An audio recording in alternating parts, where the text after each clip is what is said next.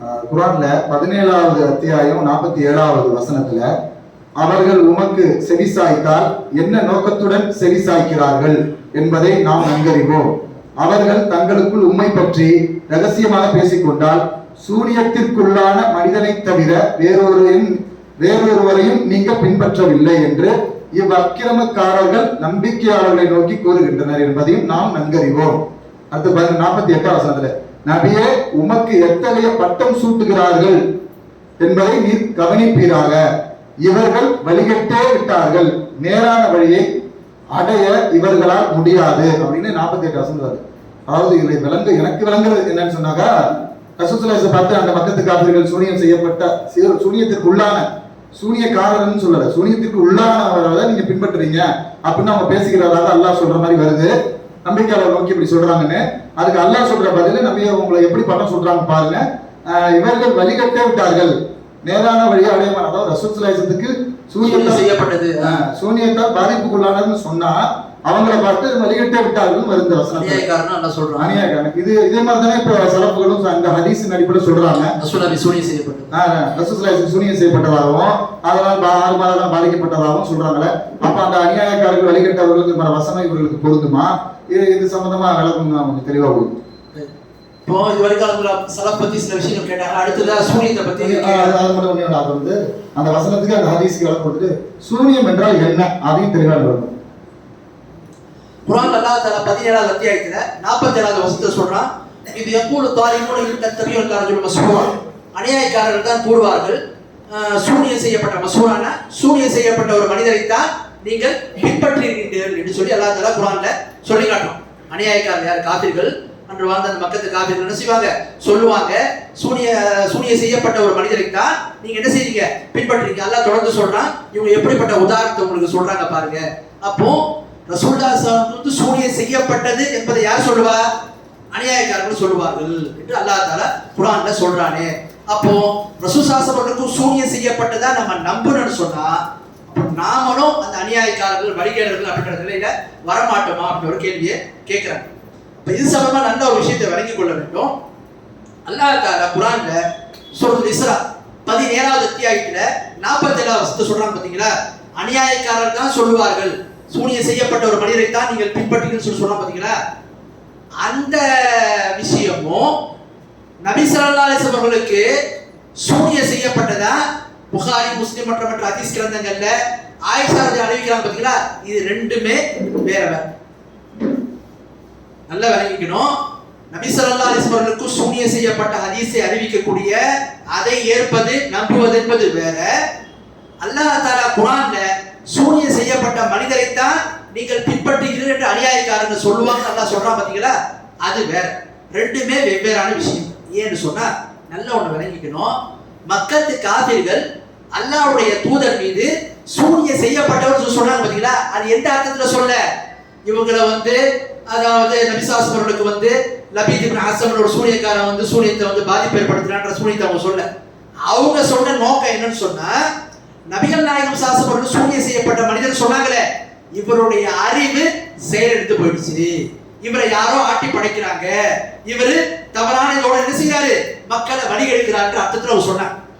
அப்ப மக்கத்து காபிர்கள் வைத்த குற்றச்சாட்டு என்ன? ரசூலுல்லாஹ் மீது சூனியம் செய்யப்பட்டவர் என்ற குற்றச்சாட்டு வச்சு அவங்க என்ன சொல்ல வந்தாங்கன்னா, அல்லாஹ்வுடைய தூதருடைய அறிவானது அவருடைய அந்த மூளையானது முழுமையா என்ன ஆயிடுச்சு, சூனியம் செய்யப்பட்டுடுச்சு, அவங்க தெளிவா இல்லைன்ற அர்த்தத்துல சொன்னாங்க. விளங்குதுங்களா? இந்த குற்றச்சாட்டை தான் அல்லாஹ் மறுக்கிறான். அல்லாஹ்வுடைய தூதர் ஸல்லல்லாஹு அலைஹி வஸல்லம் அவர்களுக்கு ஆயிஷா சொல்றாங்களே ரசூலுல்லாஹ்வுக்கு சூனிய பாதிப்பு ஏற்பட்டுச்சுன்னு சொல்லி, இத பத்தி இந்த வசனம் பேசவே. விளங்குதா? இந்த வசனம் வேற ஒரு சம்பவத்தை பத்தி பேசுது. மக்காவுல மக்காவாசிகள் ரசூலுல்லாஹ்வை பத்தி சூனியம் செய்யப்பட்ட மனிதரை தான் நீங்கள் பின்பற்றுகிறீர்கள் சொல்லி வைத்த குற்றச்சாட்டு. அதை வச்சு அவங்க என்ன சொல்ல வந்தாங்கன்னா, நபி ஸல்லல்லாஹு அந்த மூளையை சூனியக்காரர் என்ன செய்யறாங்க, யாரோ சூனியம் செய்யப்பட்டு இவங்களுடைய மூளை முழுக்க இறந்துட்டாங்க, இவங்க நார்மலான நிலையில இல்ல, அவங்க ஏதோ என்ன செய்யறாங்க, உணர்றாங்க உணர்றாங்கன்ற மாதிரி அவங்க வச்சாங்க குற்றச்சாட்டு. ஆனா புகாரிலையும் முஸ்லிம்லையும் ஆயிஷா ரலியல்லாஹு அன்ஹா மற்றும் ஸைத் இப்னு ஹாரிஸ் போன்ற சஹாபாக்கள் அறிவிக்கக்கூடிய ஹதீஸ் அதை பத்தி பேசு. அது வேற இது வேற. ஒண்ணு. ரெண்டாவது அதுல என்ன வித்தியாசம்? இங்க ரசூல் ஸல்லல்லாஹு அலைஹி வஸல்லம் அவர்களுக்கு குறிப்பிட்ட ஒரு விஷயத்துல பாதிப்பு ஏற்பட்டுச்சு. எங்க ஹதீஸை நம்பக்கூடிய விஷயத்துல அல்லாஹ் குர்ஆனுடைய ஆயத்துல சொல்றான் பாருங்க, சூனியக்காரை தான் இவர்கள் பின்பற்றுறான்னு சொல்லி. அது வாழ்க்கை முழுவதுக்கும் சொல்லப்படுது. இது ஒரு குறிப்பிட்ட பகுதியில குறிப்பிட்ட ஒரு விஷயத்துல சொல்லப்படுது. முதல்ல வித்தியாசத்தை ஒண்ணு. ரெண்டாவது, குர்ஆனுடைய இந்த ஆயத்தையும் ரசூலுல்லாஹி சூனியம் செய்யப்பட்ட இந்த ஹதீஸையும் வச்சு நேர் வழியில பயணித்த அஹ்லு சுன்னா இமாம்கள்ல ஒருத்தவங்க கூட இந்த குர்ஆனுடைய வசனத்தை வச்சு பாருங்க அல்லாஹ்வுடைய தூதருக்கு வந்து சூனியம் செய்யப்பட்டது தவறு, அதை நம்ம நம்ப கூடாது, ஏன்னா குர்ஆன்ல அப்படி சொல்லிட்டாங்க ஒரு அறிஞர் கூட சொல்லுங்க. ஏன்? யாருக்குமே நான் சொல்லியிருக்கேன். யார் சொல்லியிருக்கா? முஅத்தஸிலா சொல்லியிருக்காங்க. முஅத்தஸிலா கூட்டத்தார்கள் இந்த ரசூலுல்லாஹ்வுக்கு சூனியம் செய்யப்பட்டதை மறுக்கிறதுக்கு என்ன பண்ணிருக்காங்க? இந்த குர்ஆன் வசனத்தை கொண்டு வந்து அநியாயக்காரங்க சொல்லுவாங்க, அப்படி நம்ம நம்ப கூடாதுன்னு அறிவை பயன்படுத்தி. ஆனா அஹ்லு சுன்னால பயணித்த எந்த ஒரு அறிஞரும் இந்த ஆயத்தை வைத்து ரசூலுல்லாஹ்வுக்கு சூனியம் செய்யப்பட்டதை மறுத்ததை நம்ம பார்க்கவே முடியாது. ஒரு சில பேர் காட்டுவாங்க, அவங்க எல்லாம் இஸ்லாமிய அஹ்லு சுன்னாவுடைய அறிஞர் கிடையாது, வழிகேட்டில் பயணித்தோம். விளங்குதுங்களா? அப்ப இதையே நாம விளங்கிக் கொள்ள வேண்டும். அடுத்து மிக மிக முக்கியமான விஷயம் என்னன்னா, அல்லாஹ்வுடைய தூதர் சாஸ்பர்களுக்கு சூனியம் செய்யப்பட்டதால் தாக்கம் ஏற்படுச்சுங்களா, பாதிப்பு ஏற்படுச்சுங்க. அது என்ன பாதிப்பு ஏற்பட்டுச்சு? உதாரணத்துக்கு வஹி வராமலே ரசூலுல்லாஹ்வுக்கு வஹி வந்த மாதிரி ரசூலுல்லாஹ் கருதி இருக்கலாம், வஹியை வந்து தவறுதலா விளங்கி இருக்கலாம், வஹியிலவே குழப்பம் ஏற்பட்டுருக்குமே அப்படின்ற மாதிரி விளங்குறாங்க சில பேர். அதெல்லாம் கொஞ்சம் அதிகப்படுத்தி சொல்றாங்க. நல்ல விளங்கிக்கணும், அஹ்லு சுன்னால எந்த ஒரு விஷயத்தை அவங்க சொல்றதா இருந்தாலும் என்ன மார்க்கத்தினோ அதான் சொல்லுவாங்க. ரசூலுல்லாஹ்வுக்கு சூனியம் செய்யப்பட்டுச்சு. சூனியம் செய்யப்பட்டுச்சு. சூனியத்தினால என்ன பாதிப்பு ஏற்படுச்சு ரசூலுல்லாஹ்வுக்கு? அவங்க வந்து ஆடையை கிழித்துக் கொண்டார்கள், அவங்க தன் நிலையில இல்ல அப்படி மாதிரி நோதுபின் அந்த மாதிரிலாம் இல்ல. என்ன இருக்கு? ஹதீஸ்ல தெளிவா பார்க்கலாம். புகாரில வரக்கூடிய ஹதீஸ், கான ரசூலுல்லாஹி ஸல்லல்லாஹு அலைஹி வஸல்லம் ஹத்தா கான யரா அன்னஹு யத்தி நிஸா வலா யத்தின்ன 5765 நம்பர் ஹதீஸ். ரசூலுல்லாஹ்வுக்கு சூனியம் செய்யப்பட்டது. அந்த சூனியத்துல என்ன பாதிப்பு ஏற்பட்டுச்சு ரசூலுல்லாஹ்வுக்கு? தன் மனைவிமார்களிடத்துல இல்லறத்துல ஈடுபட்ட மாதிரி அவங்களுக்கு ஒரு நிலை ஏற்பட்டுச்சு. பார்க்கணும், அதாவது அவங்களுக்கு எப்படி தோன்றுச்சு சொன்னா, பார்ப்பதற்கு மனைவிமார்கள் இல்லறத்துக்கு ஈடுபட்ட மாதிரி தாம்பத்திய வாழ்க்கையில இந்த ஒரு பகுதியில மட்டும்தான் அல்லாஹ்வுடைய தூதருக்கு இந்த சூனியத்தினுடைய பாதிப்பு இருந்துச்சு. இதை தாண்டி அல்லாஹ்வுடைய தூதருக்கு வேற எந்த விதமான இதற்கு பாதிப்பு வரவே இல்லை. தெளிவாகவே ஹதீஸ் சொல்லுது, யாரெல்லாம் வஹி வந்து கேள்விக்குறியா ஆகிவிடும், அதே மாதிரி வந்து அந்த காலத்தில் இறக்கப்பட்டது 6 மாசம், அதே நான் சொல்றேன் 6 மாசமா எத்தனை நாள் இந்த காலத்தில் இறங்கியது எல்லாமே சந்தேகத்துக்குரியதாயிடும். இப்படி அஹ்லு சுன்னால ஒரு அறிஞர் கூட ஒரு ஆலிம் கூட இதெல்லாம் எடுத்துக்காட்டி ரசூலுல்லாஹ்வுக்கு சூனியம் செய்யப்பட்டதை மறுக்கவே எல்லாரும் என்ன செய்யறாங்க? ஏற்றுக்கொள்றாங்க. என்ன பாதிப்பு ஏற்பட்டுச்சு? தாம்பத்திய வாழ்க்கையில அந்த குறிப்பிட்ட ஒரு விஷயத்துல மட்டும்தான் நபிகள் நாயகம் ஸல்லல்லாஹு அலைஹி வஸல்லம் அந்த சூனியத்தினுடைய பாதிப்பை ரசூலுல்லாஹ் வந்தாங்க. இது ஒன்றும் வஹியோட சம்பந்தப்பட்டது கிடையாது. தாம்பத்திய வாழ்க்கை என்பது வஹியோட சம்பந்தப்பட்டது கிடையாது. நம்முடைய அன்றாட வாழ்க்கையில ஒரு விஷயம். அதுல கூட பாருங்க, அல்லாஹ்வுடைய தூதருக்கு தன்னுடைய மனைவிமார்கள் இல்லறத்தில் ஈடுபட்ட மாதிரி எண்ணம், அதுதான் வச்சே தவிர ஈடுபடாத மாதிரி எண்ணம் கூட கிடையாது. ஈடுபட்ட மாதிரி எண்ணத்தை ரசூலுல்லாஹ் என்ன செஞ்சது ஏற்பட்டுச்சு அப்படின்றத ஹதீஸ்ல பார்க்கணும். இந்த அளவு தான் அந்த பாதிப்பு இருந்தது அப்படின்றத நம்ம பார்க்கணும். அப்போ இதை வைத்து நபிகள் நாயகம் ஸல்லல்லாஹு வஹி சந்தேகத்துக்குரியதாயிடும், அவங்க சொல்லக்கூடிய விஷயம் எல்லாமே கேள்விக்குறியாயிடும் என்று அஹ்லு சுன்னால எந்த ஒரு அறிஞரோ எந்த ஒரு இமாமும் சொல்லல அப்படின்றத நாம பார்க்கலாம். எனவே இது ரொம்ப ரொம்ப தெளிவானது. ரசூலுல்லாஹ்வுக்கு சூனியத்தில் செய்யப்பட்ட பாதிப்பு என்பது அவர்களுடைய உலக வாழ்க்கையில குறிப்பிட்ட அந்த தாம்பத்திய வாழ்க்கையில அந்த ஒரு சின்ன விஷயத்துல மட்டும்தான் ஏற்பட்டதே தவிர அவங்களுடைய வஹியில எந்த விதமான ஒரு மாற்றம் ஏற்படல. ஏன்னா அல்லாஹ்வே குர்ஆன்ல சொல்றான், இன்னா நஹ்னு நஸல்னா திக்ர வ இன்னா லஹு லஹாஃபிதூன், நாம் தான் இந்த வஹியை இறக்கணும், இதை பாதுகாக்கக்கூடிய பொறுப்பும் எம்மை சார்ந்து அல்லாஹ் சொல்லிட்டான். எனவே அல்லாஹ்வே வஹிக்கு உத்தரவாதம் கொடுத்ததுக்கு அப்புறம் இதுல எந்த விதமான அசத்தியமோ இல்லாத அம்சங்களோ இதுல வரவே வராது. அடுத்து இன்னொரு விஷயத்தை நீங்க பார்க்கணும்.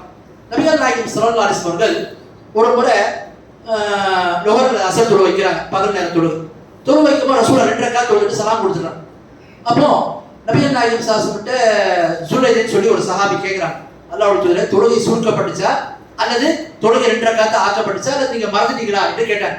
அப்போது அல்லாஹ்வுடைய தூதர் ஸல்லல்லாஹு அலைஹி வஸல்லம் சொன்னா, மறக்கவும் இல்லை தொழுகை சுருக்கப்படவும் இல்லையே. இல்ல ரசூலுல்லாஹ் நீங்க 2 ரக்காத் தான் தொழுதுங்க. அப்படியா? அப்ப சொல்ற அன்சா கமா தன்சோ, நீங்க எப்படி மறப்பீங்களோ அது மாதிரி எனக்கும் மறதி இருக்கு. இந்த ஒரு ஹதீஸை வச்சு நம்ம கேட்க முடியுமா? அல்லாஹ்வுடைய தூதருக்கு மறதி என்பது வந்து மனிதனுடைய இயல்புல வரத்தான், அப்ப வஹீல வந்து ஏதாவது மறதி ஏற்பட்டுக்கலாம்னு கேட்க முடியுமா? முடியாது. ஏன்னா அல்லாஹ் அதை பாதுகாக்கிறதுக்கு உத்தரவாதம் கொடுத்துட்டான்.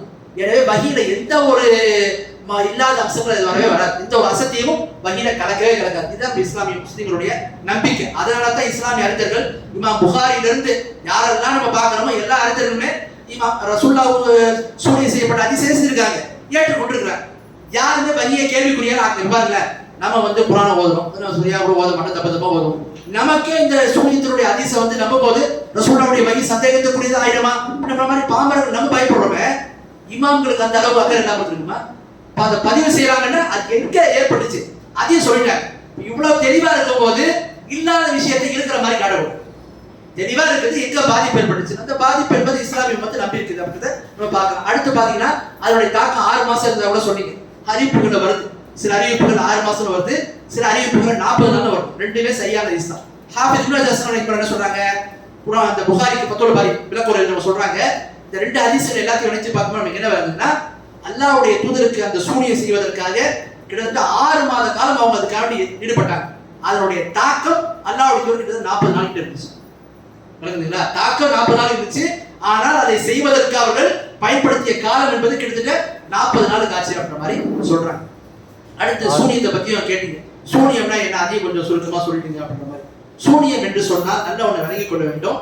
சூனியம் என்றால் அல்லாஹ் தஆலா நன்மையையும் அல்லாஹ் தான் நமக்கு தரான், தீமையையும் அல்லாஹ் தான் நமக்கு ஏற்படுத்தும். இப்ப நம்ம ஒருத்தர் கத்தியால நம்ம குத்துறாரு, நமக்கு ஒரு பாதிப்பை ஏற்படுத்துறாரு, இதுவும் அல்லாஹ்வுடைய நாட்டப்படி தான் நடக்குது. நல்லது நடந்தாலும் அல்லாஹ்வுடைய நாட்டப்படி தான் நடக்குது, கெட்டது நடந்தாலும் அல்லாஹ்வுடைய நாட்டப்படி தான் நடக்குது. அப்ப அல்லாஹ் சில விஷயங்களை ஆயுதங்களை கொண்டு சாதனங்களை கொண்டு பாதிப்பை ஏற்படுத்துறதுக்கு வச்சிருக்கான். சில காரியங்களை எந்த விதமான சாதனங்கள் இல்லாம சில மறைவான விஷயங்கள் ஜின்களுடைய அந்த உதவியை கொண்டும் சில நேரங்களில் கெட்ட சைத்தான்களுடைய இதை கொண்டு அல்லாஹ் என்ன செய்வான், பாதிப்பை ஏற்படுத்துவோம். அப்படிப்பட்ட விஷயங்கள்ல ஒன்று தான் சூனி. இப்ப நம்ம கண்ணீர் கூட சொல்றோம், கண் திருஷ்டி. கண் திருஷ்டில ஒருத்தர் பார்த்து கண் வைக்கிறது என்பது அவர் எதுவும் பொறுமையான ஆயத்தை விடமாட்டார்.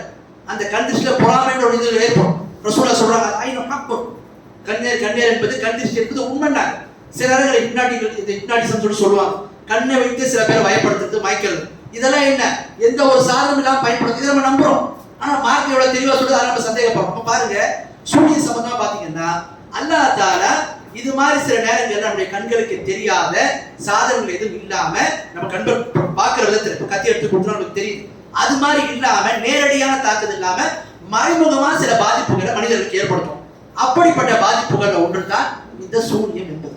இந்த சூனியம் என்பதை நீங்க பொறுத்த வரைக்கும் பாத்தீங்கன்னு சொன்னா, இந்த சூனியத்தில் ஈடுபடக்கூடியவங்க கெட்ட ஜின்களோட வணங்கி அந்த ஜின்களுக்கு அடிமையாக இருந்து அந்த ஜின்களுக்கு இபாதத்துகளை செய்து அந்த ஜின்கள் மூலமாக சில உதவிகளை கேட்பாங்க. சில பேருக்கு எதிராக அவர்கள் பாதிப்பை ஏற்படுத்துவதற்கு வேண்டுவாங்க. அல்லாஹ்வுடைய நாட்டம் இருந்தால் அந்த பாதிப்பு நடக்கும், அல்லாஹ்வுடைய நாட்டம் இல்லை என்றால் பாதிப்பு நடக்காது. அது எப்படிங்க சூனியத்தோடலாம் தொடர்பு வைக்க முடியும், நான் போன் போட்டா கூப்பிட முடியும், அவன் எப்படி தொடர்பு வைத்துக் கொள்ள முடியும் என்று பார்த்தீங்கன்னா பார்க்கலாம். ஃபிரௌன் என்பவன் மூசா நபின்னு ஒருத்தர் வருவாங்க, அவங்க என்ன கொலை செய்வாங்க அவனுக்கு எப்படி தெரியும்? அப்ப சூனியக்காரர்கள் குறி சொல்பவர்கள் இந்த செய்திகளை ஜின்கள் மூலமா மலக்குகள் பேசுறதை கேட்டு என்ன செய்தாங்க, அவன்கிட்ட அந்த செய்தியை சொன்னான். அதை வைத்துதான் ஆண் குழந்தைகள் எல்லாம் குணப்படும். இது நம்ம அறிகிறோம், வரலாறு குர்ஆன்ல சொல்லப்பட்டிருக்கு, இது நம்ம நம்புறோம். அப்ப எப்படி அவனுக்கு தெரியும் இந்த மாதிரி நடக்குன்னு? சூனியக்காரர்கள் மூலமா குறி சொல்பவர் மூலமா அவனுக்கு எத்தி வைக்கப்படுது. அவனுக்கு எப்படி தெரியும்? அந்த சைத்தான்கள், அதை சொல்ற ரசூலுல்லாஹ், அந்த சைத்தான்கள் ஜின்கள் என்ன செய்யும், மலக்குகள் கேட்கும், கேட்டு அந்த சொல்ல அந்த ஒன்னோட 100 பொய்யை கலந்து என்ன செய்யும், மக்கள்கிட்ட பரப்புவான். இது மாதிரி ஜின்களோட உள்ள தொடர்பு இருக்குது. ஜின்ன தொடர்பு படுத்துறோம்னா என்ன செய்யறது, சொல்ற ஜின்ன 40 நாள் ஓதணும் அப்படி கிடையாது. ஜின்னுக்கு போய் அடிமையாயிடுவான், ஜின்ன வணங்குவான், ஜின்னுக்கு சேவை பண்ணுவான், ஜின்னுக்கு பணிவிடை செய்வான், ஜின்ன தன்னை ரப்புன்னு சொல்லுவான், நீ தான் என்ன வணங்க, அவனை வணங்குறேன்னு சொல்லுவான். ஜின்னு தன்னுடைய அடிமை, அதை குர்ஆன்ல நல்லா சொல்றாங்க பாருங்க. இன்னஹு கான ரிஜாலுன் யஸூத பிரிஜால் மின் ஜின்னி ஃபஸாதுஹும் ரஹ்கா 22வது அத்தியாயத்தில் 6வது வசனத்துல மனிதர்கள் இருந்து ஆடவர்கள் சில பேர் ஜின்களுடைய ஆடவர்களிடம் பாதுகாப்பு கேட்கிறாங்க. நீங்க என்ன செஞ்சுச்சு, அந்த ஜின்களுக்கு கர்வத்தை அதிகமாக்கிச்சுன்னு அல்லாஹ் தஆலா சொல்றான். இப்ப ஜின்கிட்ட பாதுகாப்பு கேட்கறதுனா உதவு கேட்கறதுன்னு அர்த்தம், அவனை வணங்குறதுன்னு அர்த்தம். பாதுகாப்பு கேட்கறது ஒரு வணக்கம், அதை ஜின்கிட்ட போய் கேட்டாங்க, அது கர்வத்தை அதிகமாக்கிச்சுன்னு நல்லா சொல்றான். அப்ப ஜின்களோட தொடர்பை வைத்துதான் அந்த ஜின்கள் மூலமா சில பாதிப்புகளை மனிதன் சூனியத்தின் மூலமாக செய்யறான். அப்படிப்பட்ட பாதிப்புகள் தான் என்ன, சில நேரங்கள்ல நம்மளுடைய கண்களுக்கு தெரியாது, அந்த பாதிப்புகள் அல்லாஹ்வுடைய நாட்டம் இருந்தா நடக்கும். இதை விளங்கத்தான் நீங்க பாருங்க, குர்ஆன்ல கூட அல்லாஹ் தஆலா 2வது அத்தியாயத்துல 102வது வசனத்துல அல்லாஹ் தஆலா சொல்றான், கூட பைபிள் மாதிரி ஜௌஜி அந்த சூனியத்தை கற்றுக்கொண்டு கணவனுக்கும் மனைவிக்கும் பிரிவினை ஏற்படுத்துறாங்க. பிரிச்சாங்க. நல்லா தெல்லாம் சொல்றாங்க. கணவனுக்கு மனைவிக்கு பிரிவினை ஏற்படுத்துனா எப்படி? போர் போட்டுறது கிடையாது. மனைவி போய் கணவர் இன்னொருட பார்த்தேன், அல்லது கணவர்கிட்ட போய் மனைவி இன்னொருட பார்த்தேன், அது கிடையாது. போர் போட்டுறது என்பது வேற.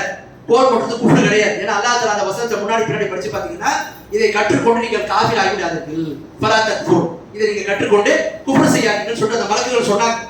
அப்போ இங்க கணவன் மனைவிக்குள்ள பிரிவினை ஏற்படுத்துறது, அது கோல் சொல்றது, கோல் போட்டுறது, அவங்க இவ்வளவு தப்பா பேசுறது, இவங்க அவ்வளவு தப்பா பேசுற ஒரு விஷயங்கள் தான் இருந்ததுன்னு சொன்னா என்ன சொல்லிருப்பாங்க? அங்க அது குஃப்ர் கிடையாது. கோல் சொல்றது குஃப்ர் கிடையாது, அது பாவம் தான், பெரும்பாவம் தான். அப்ப அல்லாஹ் குஃப்ர்னு சொல்றான். நீங்க குஃப்ர் செய்யாதீங்கன்றத அந்த வழக்குகள் சொன்னாங்க. அப்ப குஃப்ர்னா என்ன?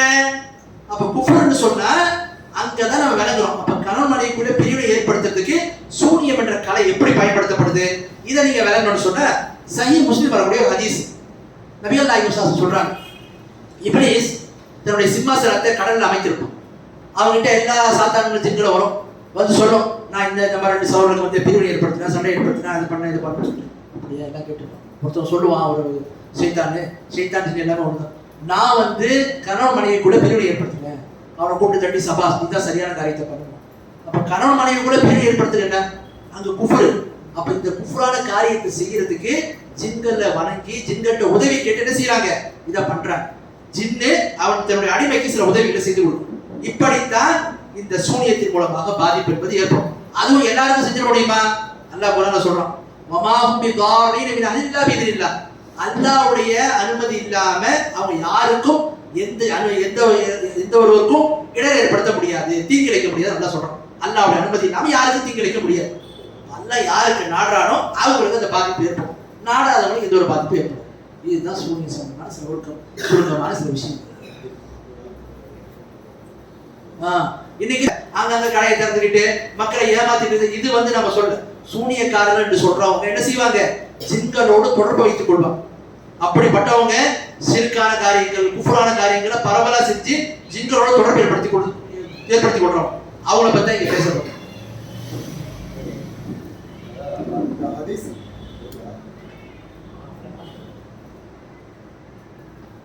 இந்த ஹதீஸ்ல அந்த நபீத்துங்கிறவர் சூனியம் வச்சதாகவும், இதை அடுத்து இறைத்துவஸ் அவர்கள் தாம் செய்திராத ஒன்றை தாம் செய்து கொண்டிருந்ததாக பிரமையூட்டப்பட்டார்கள் வருது. அப்ப கிட்ட செய்யாத ஒண்ணுத்த, அதாவது கணவன் மனைவி மட்டும் அந்த மாதிரி செய்தி வருது, செய்யாததை செஞ்சதாகவும் சொன்னதாகவும் வருது. இப்ப ரசூலுல்லாஹி செஞ்சதை செய்யாதன்னு சொன்னதாகவும் செய்யாததை செஞ்சதாக சொன்னதாங்கிற மாதிரி செய்தி வருது. இந்த மாதிரி ரசூலுல்லாஹி நல்லா பாதிக்கப்பட்டிருப்பாங்களா? அல்லாஹ் வகையை மட்டும் தான் பாதுகாத்தானா ரசூலுல்லாஹி பாதுகாக்கலையா? அப்படிங்கிற மாதிரியான சில கேள்விகள் எதிர்த்து வருமே. அதாவது அந்த இதுல நபிசாசனம் செய்யப்பட்ட சூனியத்துல சில விஷயங்கள் நபிசாசனம் செய்யாமலே செய்ததாக ஒரு தோற்றம் ஏற்படுத்தா வரும். அதான் நம்ம சொல்றோம், ஹதீஸுகள்ல ஒரு ஹதீஸ இன்னொரு ஹதீஸோட துணை கொண்டுதான் விளங்கணும். இப்போ சூனிய சம்பந்தமான என்னென்ன ஹதீஸுகள் வருதோ எல்லா ஹதீஸும் நீங்க ஒன்று திரட்டினீங்கன்னா அதுல எது குறிப்பிடப்படாம வருதோ, எந்த விஷயத்துல பாதிப்பு என்பதை குறிப்பிட்ட சில ஹதீஸுகள் வருது. அப்படிப்பட்ட ஹதீஸ் தான் புகாரில நீங்க பாத்தீங்கன்னா, நீங்க சொல்ற ஹதீஸ் புகாரில 5763 ஹதீஸ் வருது. அதுக்கு கீழே 2 ஹதீஸ் வருது. அந்த ஹதீஸ் என்ன? இந்த ஹதீஸ் 2 ஹதீஸுமே ஆயிஷா தான் அறிவிக்கிறாங்க. சில விஷயங்களை தாம்பத்திய வாழ்க்கையை பத்தி சொல்லும்போது மூடலா சில பேர் சொல்லுவாங்க, சில விஷயங்கள்ல தேவை ஏற்படுமோ அந்த வார்த்தையை தெளிவா சொல்லுவாங்க. அது மாதிரிதான் இந்த இடத்துல சில இடங்கள்ல மூடலா சொல்லப்பட்டிருக்கு, சில இடத்துல தெளிவா சொல்லப்பட்டிருக்கு. அதான் சொல்லுவாங்க ஹதீஸ் கலையில, ஒரு விஷயம் முத்தலக்கா வருதுன்னா, பொதுவா வருதுன்னா வேறு சில அறிவிப்பு அதை குறிப்பிட்டு சொல்லும், அது எந்த விஷயத்தை விளக்கி சொல்லும். அதைத்தான் இந்த ஹதீஸ் சொல்லுது. அப்ப இது அதனுடைய விளக்கம். ரசூலுல்லாஹ்வுக்கு ஒரு விஷயத்தை செய்யாமலே செய்து தோன்றது என்பது எதுல? தாம்பத்திய வாழ்க்கையில தான் என்பது ஆயிஷாவுடைய அறிவிப்பை நமக்கு தெரியப்படுது. பாருங்களா, இப்ப இது எல்லாத்தையும் ஒன்று திரட்டி பார்த்தா அந்த அளவு தான் பாதிப்பு இருந்துச்சு. அடுத்து நபிகள் நாயகம் சாசம் அல்லாஹ்வை பாதுகாக்கவில்லையானா அல்லாஹ் தஆலா வழியை பாதுகாக்கணும். மேலும் அல்லாஹ் தஆலா நபிகள் நாயகம் சாசமுடைய உயிருக்கு எந்த விதமான கொலையோ அவங்களுடைய உயிரை எடுப்பதற்கு யாரும் இது பண்ண முடியாது.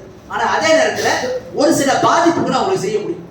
அந்த பாதிப்புகளை தான் உஹது போர்க்களத்துல எதிரிகள் ரசூலுல்லாஹ்வுடைய பண்ண உடைச்சாங்க. அந்த இரும்பு கவசம் குத்தி ரசூலுல்லாஹ்வுக்கு தலையில காயம் ஏற்படுது.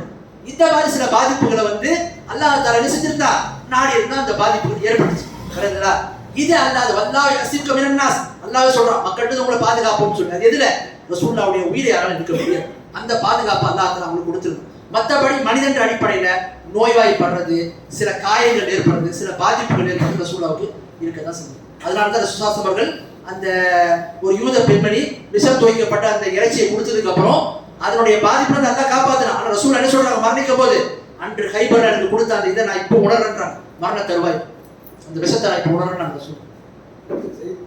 எல்லாமே வந்துட்டு அதை நேரடியா செஞ்சிருக்கிறாங்க. கைபர்னால பல்லு உடைக்கப்பட்டுச்சு, விஷம் வைக்கப்பட்டா அது இயற்கையா நடக்கதான் செய்யும். இது வந்து இயற்கைக்கு அப்பாற்பட்ட ஒரு செய்தியாளர் இருக்கு. இந்த செய்தியில வந்து ரசூல் ஸல்லல்லாஹு முடியை எடுத்து சீப்பு எடுத்து பெரிச்ச மட்டை எடுத்து அவன் ஏதோ செஞ்சு அதை கொண்டு போய் கிணத்துல போட்டதாகவும், அதை போய் இவங்களாம் ரசூல் ஸல்லல்லாஹு மலக்குமார்கள் சொன்னதாகவும், அதை போய் ரசூல் போய் எடுத்ததாகவும் அந்த செய்தி வருது. ஆனா இது எந்த வேற யாராவது சஹாபாக்கள் வழியா அறிவிக்கிறாங்களான்னு எனக்கு தெரியல. ஆயிஷா நாயகி மட்டும் தான் அறிவிக்கிறாங்க போல இருக்கு. வேற எந்த எனக்கு இவ்வளவு பெரிய சம்பவம் நடந்திருக்கு ஒரு சமூகத்துல. ஏற்கனவே அவன் சொல்லிட்டு இருக்கா ரசூல் ஸல்லல்லாஹு சூனியத்தால் பாதிக்கப்பட்டவர்னு. அது வந்து ஒரு சின்ன பாதிப்பா இருந்தாலும் பெரிய பாதிப்பு எதுவா இருந்தாலும் போதும், சின்ன ஒரு எள்ளு கடத்துல எறும்பு கடத்துல ரோடு போட்டுரும், அந்த அளவுக்கு ஒரு பிரச்சனை ஆயிடாங்க. ஸோ அப்படி ஒரு செய்தி சமூகத்துல பரவன மாதிரியே செய்தி தெரியல. ஒரு செய்தி ஆயிஷா நாயகி மட்டும் தான் இதை அறிவிக்கிறாங்க. இப்போ இந்த ஹதீஸ் இவ்வளவு ஒரு சந்தேகத்துக்கு இடமா இருக்குது. இதை ஏத்துக்கிட்டு தான் ஆகணும் அப்படிங்கிற மாதிரி, இதை ஏத்துக்கலனாக்கா வழிகேடு அப்படிங்கிற மாதிரி சொல்றாங்களே, இது என்னன்னு எனக்கு புரியல. இது அதாவது அது மட்டும் இல்லாம இந்த செய்தியை வேற சஹாபாக்கள் யாருமே அறிவிக்கல. போய் எடுத்தப்ப யார் யார் போய் சஹாபாக்கள் போய் எடுத்ததாக வருது, எந்தெந்த சஹாபாக்களும் வரல. போய் எடுத்து அந்த செய்தி வந்திருக்கும், மக்கள் அந்த இடத்துலயே குழப்பமாயிருக்கும். நிறைய பேருக்கு தெரிஞ்சிருக்கும் 6 மாசமோ 40 நாளோ 4 நிமிஷம் 4 நாளோ எத்தனை நாள் இருந்தாலும் பாதிப்பு தான். அப்ப உங்க தீர்க்கதரிசி வந்து இது மாதிரி பாதிக்கப்பட்டாரு, சூனியத்தால பாதிக்கப்பட்டாரு, இதுவே அவர்களுக்கு பெரிய ஒரு ஆயுதமா இருக்குங்க.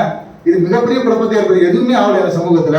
என் செய்தி ஒரு செய்தியா வந்து உலமாக்கள் யாரும் மாற்று கருத்தை தெரிவிக்கல, ஏத்துக்கிட்டாங்கிறது தான் ஆதாரம் சொல்றீங்க. அது அதாவது நபி ஸல்லல்லாஹு அவர்களுக்கு வந்து சூனியம் செய்யப்பட்ட ஒரு சம்பவம், இவ்வளவு ஒரு விஷயம் வந்து ரசூலுல்லாஹ்வே வந்து அதாவது இவங்க பார்வையில முடக்கிட்டாங்க. நான் சொல்லிட்டேன், முடக்கலாம் இல்லை, அது ஒரு குறிப்பிட்ட ஒரு பாதிப்பு தான் ஏற்பட்டுச்சு. அது ஏன் இவ்வளவு யாருக்கும் தெரியாம இருந்தது அப்படின்ற மாதிரி கேள்வி கேட்டாங்க. இப்போ அதனால தான் சொல்றோம், நபிகள் நாயகம் ஸல்லல்லாஹு அலைஹி வஸல்லம் செய்யப்பட்ட இந்த பாதிப்பு இல்லற வாழ்க்கையில இருந்ததுனால தான் பல பேருக்கு தெரியவே இல்லை. அதுல சம்பந்தப்பட்ட ஆயிஷா என்ன செய்யறாங்க, அந்த ஹதீஸை அறிவிக்கிறாங்க. மற்றவங்க யாருக்கு ஏன் தெரியலன்னா, அந்த பாதிப்பு தெரியறதுக்கான வாய்ப்பு யாருக்கும் இல்லை. ஏன்னா எங்கேயுமே ரசூல் அந்த பாதிப்பை உணரல. எங்க உணர்ந்தாங்க? இல்லற வாழ்க்கையில. ஆயிஷா அதனால தான் அந்த ஹதீஸை அறிவிக்கிறாங்க. அதே மாதிரி இந்த ஹதீஸை இன்னொரு சஹாபி அறிவிக்கிறாங்க, ஸெய்த் இப்னு சாபித் என்ற சஹாபியும் இந்த சம்பவத்தை அறிவிக்கிறாங்க. அந்த ஹதீஸ் நஸஈன்ற நூல்ல எனக்கு மறக்குது, ஆனா அந்த ஹதீஸும் சரியான அறிவிப்பு தான். ஸெய்த் இப்னு சாபித் என்ற ஒரு சஹாபியும் அறிவிக்கிறாங்க. 2 சஹாபாக்கள் அறிவிக்கிறாங்க. இது ஒரு நபர் தனிநபர் தரக்கூடிய தகவல் தான், ஆகாது வகையை சேர்ந்த ஹதீஸ் தான், அதை மாற்று கருத்து இல்லை.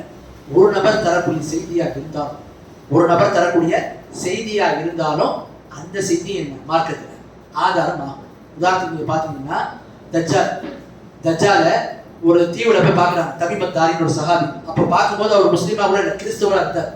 பார்த்துட்டு வந்து ரசூலுல்லாஹ் வந்து என்ன செய்யறாங்க, விஷயத்தை சொல்லி இஸ்லாத்தை ஏத்துக்கிறாங்க. ஒரு நபர் தரக்கூடிய தகவல் தான், ரசூலுல்லாஹ் செஞ்சாங்க, ஏத்துக்கிட்டாங்க. அதே மாதிரி கிப்லாவுடைய சட்டம் மாற்றப்பட்ட சட்டத்தை ஒரு சஹாபி தான் சொன்னாங்க, அன்னைக்கு சஹாபாக்கள் ஏத்துக்கிட்டாங்க. இஸ்லாமிய மார்க்கத்துல ஒரு கருத்து சொல்லக்கூடிய ஒரு நம்பகமாக இருந்து ஆதாரப்பூர்வமாக இருந்தது, அது ஒரு நபர் தரக்கூடிய தகவலாக இருந்தாலும் அதையும் ஏற்க வேண்டும். அதை ஏற்றுக்கொள்ள மாட்டோன்றது இஸ்லாத்தில் வந்து சரியான நிலைப்பாடு கிடையாது. சில பேர் மறுத்துருக்கிறாங்க, அந்த ஒரு நபர் தரக்கூடிய தகவல்களை சில வழித்தவரைய பாதையில் போனவங்க மறுத்தாங்க. ஆனால் அஹ்லு சுன்னால நேரடியில் பயணிக்கிறவங்க யார் என்ன செய்ய அந்த மாதிரி சம்பவங்கள் மறுத்தது கிடையாது, அதை ஏற்றுக்கொண்டு இருக்கிறாங்க அப்படின்றத பார்க்கணும். ஒன்று. ரெண்டாவது, நபிகள் நாயகம் சாசங்களுக்கு செய்யப்பட்ட இந்த விஷயத்தை எல்லாரும் அறிவிக்க வேண்டிய அவசியம் இல்லை. ஏன்னா அந்த பாதிப்பு என்பது அல்லாஹ் அவங்களுக்கு ஒரு நோய் மாதிரி கொடுத்தா, அதை நிவாரணத்தை அல்லாஹ் தஆலா கொடுத்துட்டோம். அதனால இது எந்த விதமான ஒரு குழப்பமும் ரசூல் என்ன செய்யறாங்க, அந்த பாலையில வைக்கப்பட்டதை கூட சொல்றாங்க, அதை தனியா எடுத்துடுவோம் வேணாம், அது அந்த கிணத்துல இருந்து எடுத்து வேற இடத்துல அப்புறப்படுத்தி ரசூல் என்ன செய்தாங்க, எடுக்காம புதைத்து விட்டாங்க. ஏன்னா இதை கொண்டு ஃபித்னா பரவ வேண்டாம்னு ரசூலுல்லாஹ் சொன்னாங்க. அப்ப இந்த சம்பவம் சஹாபாக்கள் அறிவிக்கிறாங்கன்னா, மார்க்கத்துல எந்த ஒரு விஷயமும் ரசூலுல்லாஹ்வுக்கு நடந்த இந்த சம்பவங்கள் மார்க்கத்தோடு சம்பந்தப்பட்ட விஷயங்கள் எதையுமே விடக்கூடாது என்பதனால தான் இந்த விஷயத்தை சொன்னாங்க. இல்லைங்களா? அப்போ அன்னைக்கு இருந்த நிலையில இது ஏன் அவ்வளவு பரவலா யாருக்கும் தெரியல, ஒரு சஹாபிக்கு தெரிஞ்சிருந்தது, அவங்க சொல்றாங்க அது போதுமானதுதான். எல்லா விஷயமும் எல்லா சஹாபாக்களுக்கு தெரியலன்னு சஹாபாக்கள் ஒட்டுமொத்தமா ஒரு விஷயத்தை வந்து ஏற்றுக்கொள்றாங்க, இது பண்றோம். சில அறிவிப்பு இருங்க, ஒரு சஹாபிக்கு தெரியும், பல பேருக்கு தெரிஞ்சிருக்காது, அவங்க அந்த கருத்தை பிறகு சொல்லுவாங்க, தகவல் போய் சேரும், சில பேருக்கு சேராது. அந்த அடிப்படை தான் இருந்துச்சு. இதுல ஒரு பெரிய ஆச்சரியப்படுறதுக்கு ஒண்ணுமே கிடையாது. இந்த அதிசயம் ஏத்துட்டு தான் ஆகணுமா அப்படின்னு கேட்டு ஏத்துட்டு தான் ஆகணும். அதனாலதான் இமாம்கள், இமாம் புகாரி போலாம் தன்னுடைய சஹீஹ் புகாரில சரியான அறிவிப்பை மட்டும் தான் பதிவு செய்வாங்க, அறிவிப்பு செஞ்சிருக்கிறாங்க. இமாம் முஸ்லீம் பதிவு செஞ்சிருக்கிறாங்க.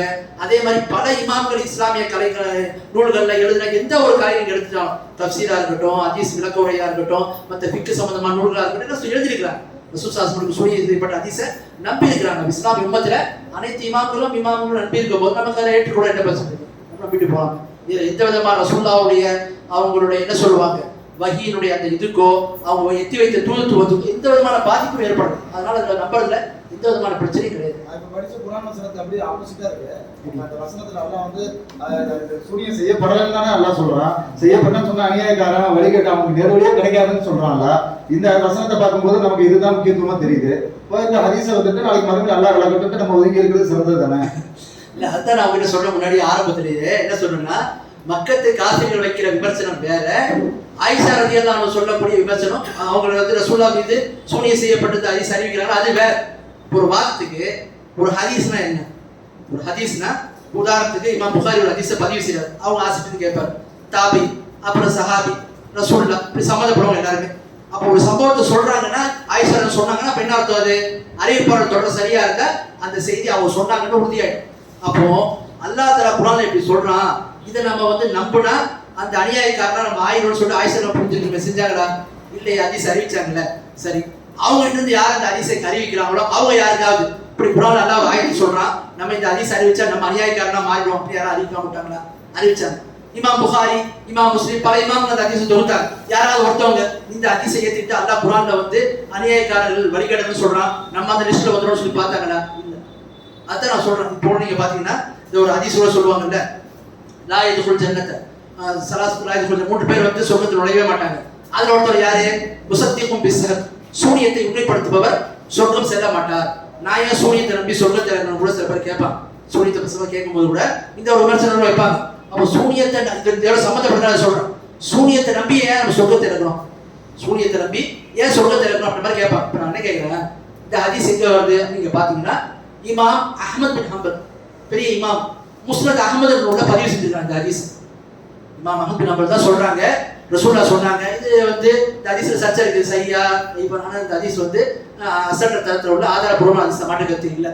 ஆனா இந்த ஹதீஸ்ல சூனியத்தை உண்மைப்படுத்துறதுனா என்ன நீங்க பாத்தீங்கன்னா, இந்த ஹதீஸ் அறிவிச்சவங்க யாரு?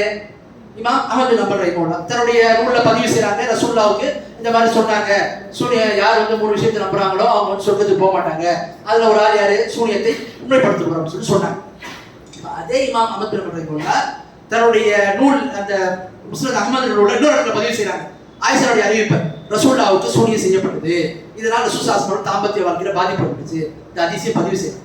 அப்போ நல்லா யோசிங்க, எவ்வளவு பெரிய இமாம் அவங்க. ஒரு பக்கம் சொல்றாங்க ரசூலுல்லாஹ்வுக்கு சூனியம் செய்யப்பட்டதை உண்மைப்படுத்துபவர்கள் சொர்க்கம், அதாவது சூனியத்தை ரசூலுல்லாஹ்வுக்கு சூனியத்தை உண்மைப்படுத்துபவர்கள் சொர்க்கம் செல்ல மாட்டாங்கன்னு வருது. இங்க என்ன வருது?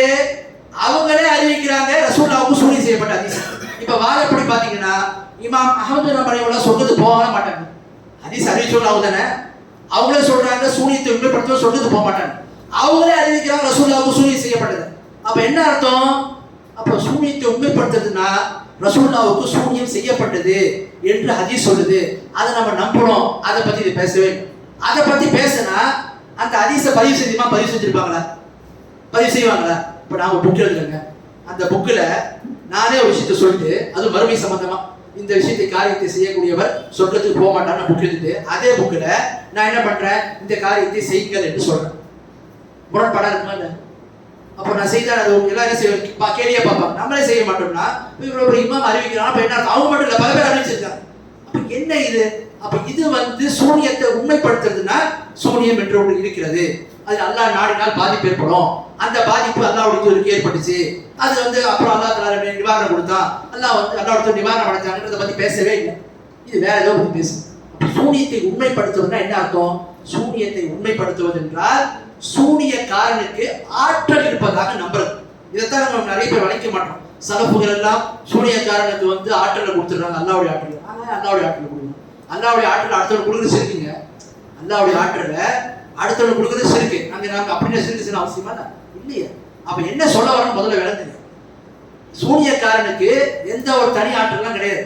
அவன் சின்னுடைய துணையை கொண்டு சைத்தானுடைய துணையை கொண்டு எல்லா தீமையை செய்யறதுக்கு முயற்சிப்பான். அல்லாஹ் நாடுனா பாதிப்பு இல்லையா? பாதிப்பு ஏற்படாது.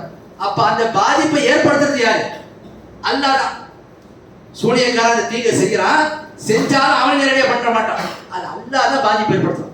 அப்ப ஏன் வந்து சூனியத்தை உண்மைப்படுத்துவது வந்து சொர்க்கத்துக்கு போக மாட்டான்? அப்ப என்ன அர்த்தம் சொல்லப்படுதுன்னா, சூனியத்தில் ஈடுபடக்கூடியவன் சிறுக்கான காரியங்களை பண்ணுவான், குஃப்ரான காரியங்களை பண்ணுவான், இதனால தான் அவன் சொர்க்கத்துக்கு போக மாட்டான். மேலும் சூனியத்தில் ஈடுபடுறவன் சூனியக்காரன் சொல்வதை அவனுக்கு மறைவான நாணம் இருப்பதை நம்புவான். அதனாலதான் ரசூல் என்ன பண்ணாங்க, இத்தனை வசனம் 7 அழிவை தரக்கூடிய பெரும்பாவங்களை நீங்க தவிர்த்து கொள்ளணும். அழிவை தரக்கூடிய 7 பெரும்பாவங்களை தவிர்த்து கொள்ளணும். அதுல முதல்ல ரசூல் என்ன சொன்னா, ஷிர்க்னு சொன்னாங்க. ரெண்டாவது சில அறிவிப்புகள்ல அஸ்ஸஹர்னா, ஸஹர்னா சூனி.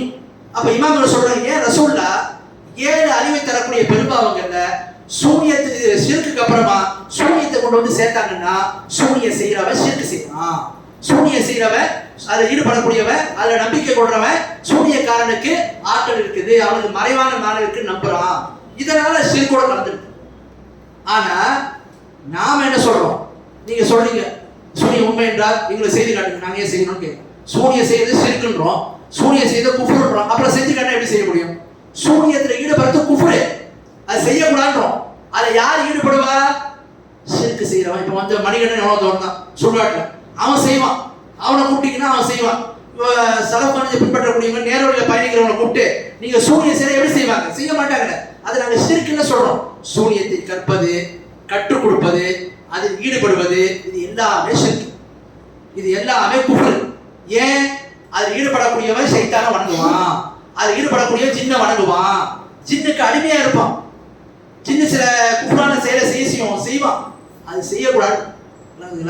அப்போ இந்த இடத்துல நல்லா விளங்கிக்கணும். சின்ன வந்து வழி இது பண்றது ரசூசாஸ்பாஸ் இதே சேர வந்து ஷிர்க்கோட சேர்த்தாங்கன்னா அது என்ன செய்யும்? மறைவான நாணம் அவனுக்கு இருக்குதா வாதி. இந்த அடிப்படையில தான் இந்த விஷயங்கள்லாம் இருக்குது அப்படின்னு நாம பார்க்கலாம். அதுவே சூனியம் என்பது மறைவான விஷயங்களை கொண்டு சில நேரம் என்ன செய்யப்படும், கண்ணுக்கு தெரியாது, அந்த பாதிப்பு ஏற்படும். திங்களை கொண்டு ஏற்படுத்தக்கூடிய பாதிப்பு நம்ம கண்களுக்கு தெரியாம அந்த பாதிப்புகள் உண்டாகும். அதனால தான் இந்த பாதிப்புகள் ஏற்படுது அப்படின்னு நாம